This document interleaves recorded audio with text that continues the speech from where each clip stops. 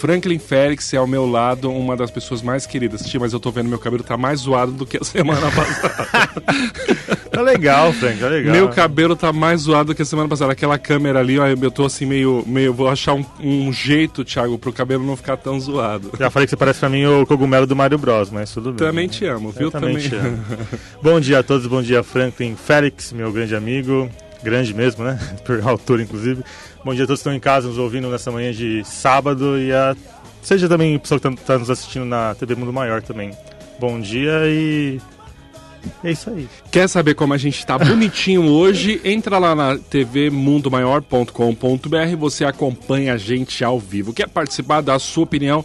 0800 979 5011, 0800 979 5011. A Marta e a Aline terão a maior alegria em atendê-los e atendê-las para esse bate-papo aqui sobre o assunto de hoje. Como é que foi sua semana, jovem? Foi muito bem. Também lembrar também que o pessoal pode participar pela nossa página Espiritismo e Direitos Humanos no Facebook, né? Então, muito quem quiser comentar, a gente pode dar uma lida aqui ao vivo também e participar do programa também com a gente. Dá um like lá, né? Dá um like pra gente saber que vocês estão lá sintonizados com a gente aqui. Entra lá e curte a página do Espiritismo e Direitos Humanos. Thiago tá ficando mais velho, é isso, jovem? Já fiquei, Frank. Mas foi essa semana, não foi? Semana passada, Frank. A gente não comentou isso? Não. Então agora é hora de comentar, Thiago. Como é que você tá com uns 33 anos? Tô na idade de Cristo, né? O pessoal fala sempre nesse clichê, mas tô muito bem. Idade de Cristo, meu filho. Quero ver idade de decisões, né? De descer do muro também. Desce do muro. E falar em desce do muro, a gente tem aí trazido temas que a gente acha que são importantes aí para fortalecer a nossa causa, para ajudar a gente no debate, sempre se colocando de uma maneira muito fraterna em relação aos direitos humanos, né? Então a gente acha que direitos humanos não é só para bandido, mas é também, entendeu? Direitos humanos é para todo mundo. Então quando a gente fala... humano não é bandido, né? Quer dizer, bandido não, mano. Não é uma... Você viu uma reportagem que falou assim, carro capota com 3 pessoas e uma gorda? Ah, eu vi, mas pelo que eu vi lá era piadinha? Era Photoshop. Ah, tá. O gordo tava diferente das demais letras. Eu estranhei, eu falei, caraca, como assim as pessoas estão agora com gordofobia, né? Que já tem. Tem. Mas...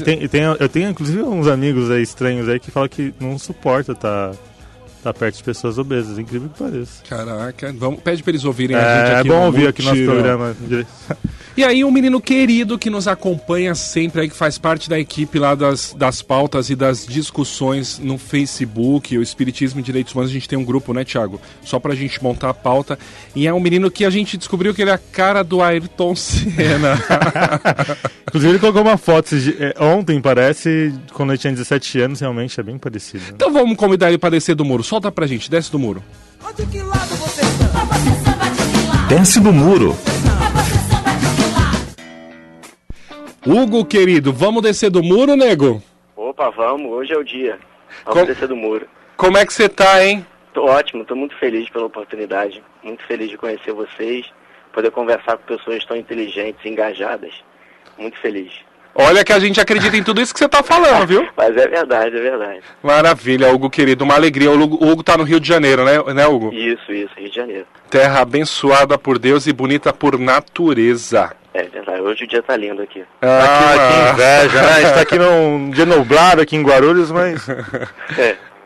Ô Hugo, querido, antes da gente começar a falar sobre a questão da criminologia, do sistema penal, criminal, né? Fala aí pra gente um pouquinho quem é você, se apresenta pro pessoal de casa, vai. Tá ótimo.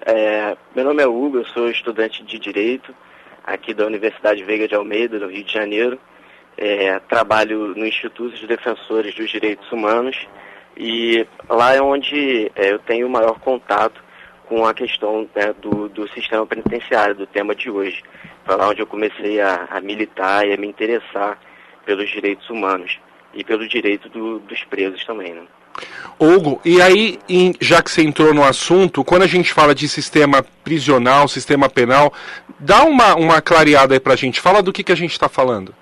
Sim, então, a primeira coisa que eu gostaria de esclarecer rapidamente é que eu não pretendo, pelo tempo mesmo, analisar todo o processo de criminalização, as possíveis causas e consequências do crime, que isso é um tema muito complexo que a gente teria que dar um mergulho aí transdisciplinar, né? A gente precisaria passar pela sociologia, pela história, pela filosofia, por diversas ciências.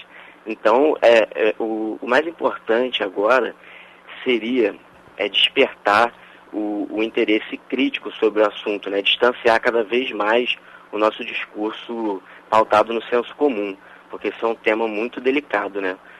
E por que a gente fala sobre sistema penitenciário aqui no Mutirão hoje? Por que falar desse mundo desconhecido e que nos parece tão distante às vezes, né?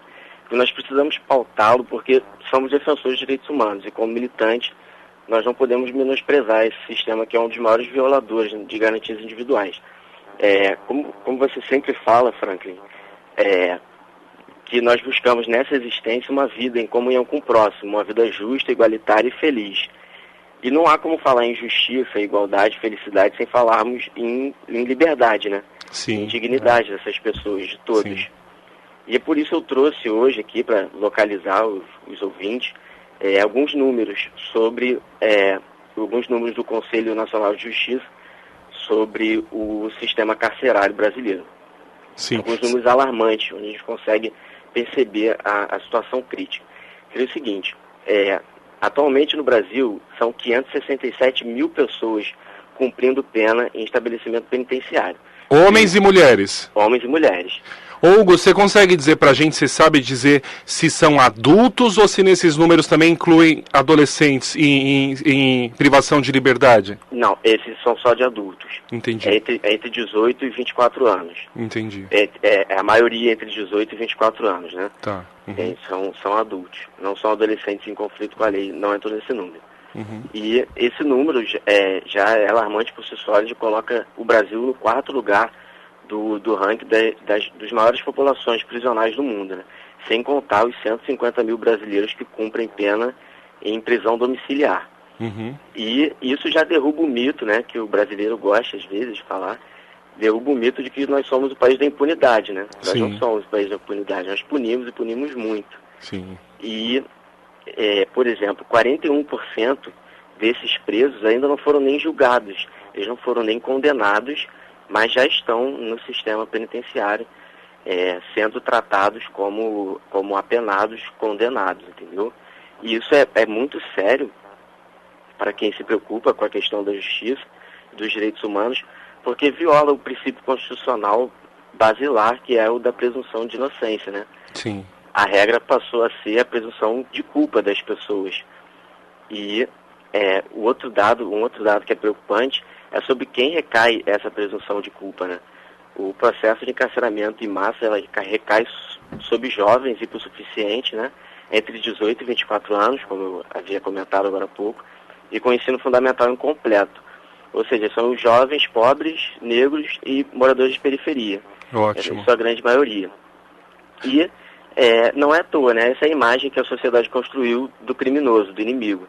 Outras pessoas de outras classes sociais também cometem crimes, contravenções, mas não são estigmatizados dessa forma, né? Não são tratados com esse desprezo que nós costumamos ouvir pela sociedade. E essas pessoas, né, esses nossos irmãos hoje em dia enfrentam no sistema penitenciário alguns problemas, como o déficit de vagas, né, que hoje já atinge 200 mil vagas, a violência como tortura, o abuso sexual, as doenças.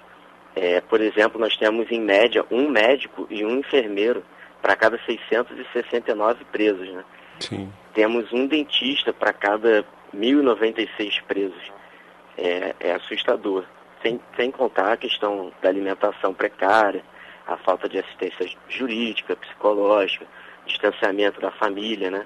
Eles perdem esse contato e outros incontáveis problemas consequentes desse panorama de abandono dessas pessoas. Ô Hugo, Uhum. parece que a ideia aí com isso que você está dizendo para nós é que retire da sociedade, retire também toda a sua dignidade, né? E aí tire a sua condição de ser humano. O fato de encarcerá-lo, a gente acredita, eu digo o senso comum, entendeu?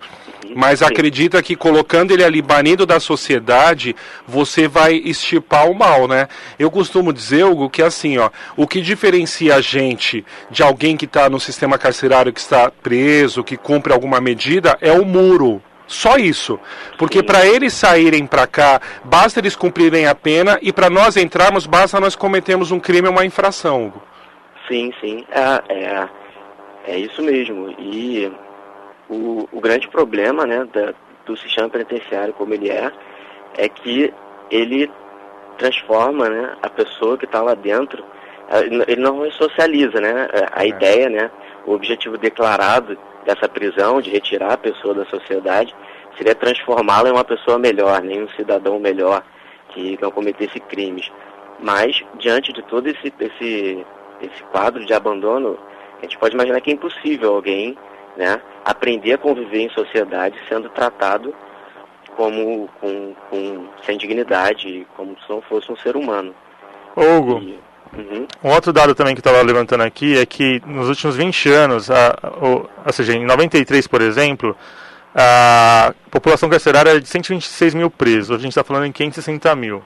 A gente vê que em 20 anos praticamente chegou a 400 mil presos aí nesses 20 anos. E a gente está no ano de eleição, onde as pessoas, um dos principais temas é combater a criminalidade. Você acha, pelo que você trabalha aí, por exemplo, você estuda e tudo mais, o que tem a ver esses últimos 20 anos de aumentar assim, a população carcerária? Você acha que pode ser assim, que realmente as pessoas que os governos estão combatendo o crime, prendendo mais pessoas, mas deixaram de lado essa parte de investir no sistema carcerário? Não, eu acho que o que acontece, nós temos muitos problemas sociais no Brasil, né? E por diversos fatores econômicos, etc. E o que acontece na sociedade quando fica diante de algum crime, diante de algum discurso, por exemplo, punitivo, de ódio, de intolerância, acontece o que a gente chama do populismo penal, né? A gente começa a pedir mais prisão, mais cadeia, mais punição. E o que acontece é que muitas vezes, né, sob a influência desse discurso da sociedade, os nossos políticos acabam acatando esse discurso e adotam essa política de encarcerar cada vez mais. Mas, como a gente pode perceber, essa aplicação dessa justiça, né, que não pode nem ser chamada de justiça, não está surtindo efeitos positivos. Mas é uma questão muito dessa pressão da sociedade de pedir cada vez mais a punição diante de atos criminosos e diante de problemas mesmo, situações emblemáticas de violência dentro da sociedade. Inclusive, um dos candidatos atuais à presidência da República, ele fala que uma das soluções para o sistema carcerário do Brasil é a privatização desse sistema. Você acha que isso é uma das soluções, por exemplo, ou tem outras que a gente poderia atuar em? Não, eu não vislumbro como uma boa política a privatização dos presídios, por conta porque, assim, atualmente a questão lucrativa dos presídios já é bastante explorada, né? Nós temos diversas formas onde o sistema penitenciário consegue gerar lucro para determinadas pessoas e em outros países mais ainda. E essa seria, né, ao meu entendimento, mais uma forma de explorar a criminalização dessas pessoas, né, e de aumentar o encarceramento, o número de pessoas dentro dos presídios, que geraria novos investimentos nesses presídios privados, entendeu? Não acho que seria uma boa alternativa. Eu acredito que repensar principalmente os nossos discursos punitivos, nossos preconceitos, né, que são responsáveis, grande parte, por estigmatizar e criminalizar determinadas pessoas, repensar a forma de aplicar a justiça de uma forma restaurativa, de forma pacífica, produtiva, para a vítima e para o agressor, seria muito mais interessante.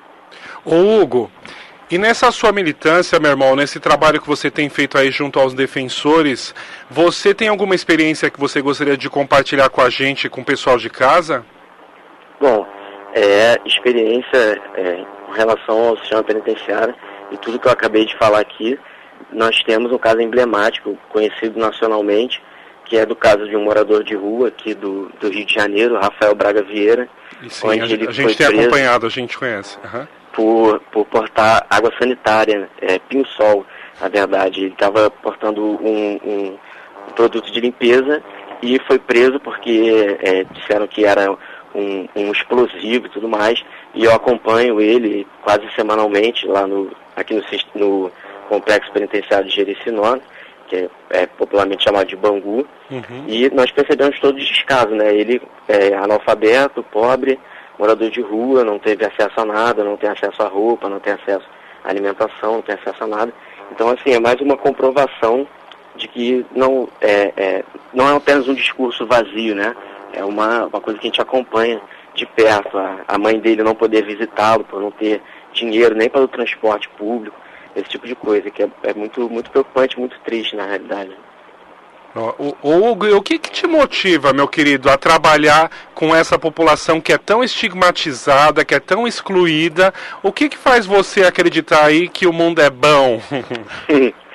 Bom, eu acho que, como você disse, né, e como eu também já repeti aqui, eu acredito no mundo, na transformação do mundo, né, na nossa regeneração íntima, nossa regeneração moral. E acredito que o mundo precisa começar a mudar em relação a isso, a visualizar no próximo nós mesmos, né? E quando a gente fica diante de uma injustiça, a gente se depara diante de uma injustiça de qualquer nível, de qualquer forma, social, por exemplo, ou injustiça criminal, como eu costumo acompanhar, a gente se coloca no lugar da pessoa e percebe como isso é doloroso, como isso pode ser triste, né? Você perder essa liberdade. E é sentindo a dor do próximo, e um mundo ainda tão dolorido, né, tão triste, que a gente se dedica e vai para a rádio falar e encontra os amigos para conversar e coloca a mão na massa para melhorar o mundo, né? Maravilha, querido companheiro. E aí, pra gente partir aí pros finalmentes desse papo aí hoje, o Hugo veio falar com a gente, quem tá sintonizando agora, o Hugo tá lá no Rio de Janeiro, estuda Direito e trabalha no Instituto dos Defensores de Direitos Humanos, é isso, né, Hugo, o nome? Isso mesmo, Instituto dos Defensores dos Direitos Humanos. E aí que tem como premissa atuar em defesa justamente da população carcerária, entre outras coisas, não é, Hugo? Isso. Nós atuamos em casos de violação dos direitos humanos, né? Como nesse ambiente existe muito, então nós atuamos bastante nesses casos. Aliás, falam que quem cuida de direitos humanos ou quem defende é simplesmente quem defende bandido. Esse é o grande discurso das pessoas aí, né? Não entendi, desculpa. Não, as pessoas, na verdade, elas falam que quem defende os direitos humanos é quem defende bandido. Esse é o discurso que a gente ouve normalmente, corriqueiramente. É o discurso do senso comum, né, superficial, mas uma hora esse discurso é vencido, ele não dura para sempre, a gente consegue debater e melhorar isso uma hora. Bom. E se você fosse deixar uma mensagem aí pro pessoal em casa, alguma dica, alguma referência aí, o que você fala para nós? Como assim, uma referência de livro, de filme, alguma dica. Lembrando que lá na página do Espiritismo e Direitos Humanos, a gente pode colocar tudo isso que você fala, viu? Então, de repente, você quer dar alguma dica e tal, a gente posta lá na página do Espiritismo e Direitos Humanos e as pessoas vão lá e pegam. Ah, sim. Então, eu tenho uma dica de livro, então, para vocês, já que o tema hoje existe o livro Criminalidade, Doutrina Espírita e Doutrina Penal, Criminalidade, Doutrina Penal e Filosofia Espírita. Verdadeiro Código Penal para o Bem, do Cláudio Furtado Maia Neto e Carlos Lenchoff. É um livro muito bom para quem quiser mergulhar aí nessa questão dos direitos humanos, do perdão, do arrependimento. Legal, muito bom. Que ótimo, não conhecia. Não. Boa dica, Hugo. O que eu sempre sugiro é espiritismo e socialismo, mas o povo vem brigar comigo, viu, Hugo? Mas muito, muito bom. Querido, pra gente é uma alegria sem fim ter você aqui com nós. A próxima Obrigado. Tem que ser aqui pessoalmente, você tem que vir aqui pessoalmente, tá entendendo? Não, eu tô devendo vocês, mas eu vou. E faz uma incursão em São Paulo, a gente promete que vai te levar pra dar um rolê, né, Thiago? Dar um rolezinho. Rolezinho em São Paulo. Rolezinho, você vai conhecer um monte de coisa legal aqui pelas bandas da gente aqui. Não vai ter o sol lindo aí do Rio, mas tem um monte de coisa boa aqui também. Tem, eu sei, com certeza. Querido, alegria muito grande de ter você com a gente nesse papo aí, nos falar um pouquinho sobre sistema prisional, sobre criminologia. Tinha um monte de coisa pra gente falar também, mas acho que fica para um próximo momento, né, Hugo? Sim, deixamos para um próximo encontro, com todo prazer. Fico muito feliz também por vocês terem me recebido com todo carinho, terem me dado essa atenção e esse espaço. Quer mandar um beijo para alguém? Agora é a hora. Agora é a hora? É. Então eu vou pedir pro pessoal acessar a página do Facebook facebook.com/saporj. O pessoal conheceu o nosso trabalho aqui com a população de rua. Vou deixar esse recado pra galera. Um trabalho lindo. Teve sopa ontem? Foi ontem, não? Foi na quinta-feira, teve sopão. Ah, maravilha. Na cidade. Uma sopa que o Hugo posta, você já viu, Thiago? Ele posta as fotos lá do sopão e daí dá maior vontade aqui de comer a sopa. Comecei a acompanhar o Hugo agora também. Legal. Assim mesmo. Querido, um beijo pra você, pro povo do Sapa e pra todo mundo que tá do seu lado aí. A gente vai junto construindo um mundo melhor, mais justo e mais feliz, viu? Se Deus quiser. Um abraço. Grande abraço, Hugo. Tchau. Tchau. Maravilha, Thiago, falar sobre aí, sistema prisional, porque as pessoas também acham que direitos humanos é uma pessoa, né? Ou direitos humanos. E tem muita gente engajada aí. Hoje, por exemplo, às 19 horas, lá com o pessoal da Pastoral da Juventude e a CIFA, que é Centro da Família Amiga, não sei, Centro Itaquerense da Família Amiga, e a Igreja do Carmo, que o padre é fantástico, eu sou fã daquele padre que é o Padre Paulo, vai fazer um debate com candidatos a deputados federais. Que bacana. Então a gente chamou candidatos a deputados federais. Quem quisesse ir, de todos os partidos que quisessem ir, e a gente vai dialogar com esses candidatos. Quais são suas propostas para um mundo melhor, mais justo, mais igualitário. E na outra semana, candidatos a deputado estadual. Então a forma da gente também trazer para o debate pessoas aí que a gente acha que podem contribuir com a gente, estando lá, sendo eleito com o nosso voto. Muito bom, Frank. Lembrar também que a gente muitas vezes clama por justiça, e justiça não é vingança, né? Igual na questão do sistema penitenciário do nosso Brasil aí afora. Maravilha, queria mandar um beijo grande pro pessoal do Mais Direitos e Mais Humanos, que é aquele programa lindo que começou lá no TV Brasil, e aí a galera tem feito tem feito matérias ótimas e tal, e a gente tá em contato, a gente tem trocado mensagens e tal, e aí a gente quer trazer a galera aqui, entendeu? A galera do Mais Direitos e Mais Humanos, conectem-se com eles, procurem no YouTube, tem uma proposta linda lá, e aí vai ser bom a gente se juntar aí pra gente transformar de fato esse mundo aí num lugar melhor para todo mundo. Muita paz para todo mundo, gratidão por nos acompanhar aqui no programa Mutirão sobre Espiritismo e Direitos Humanos. E é isso, até semana que vem. É isso aí, beijo, até mais.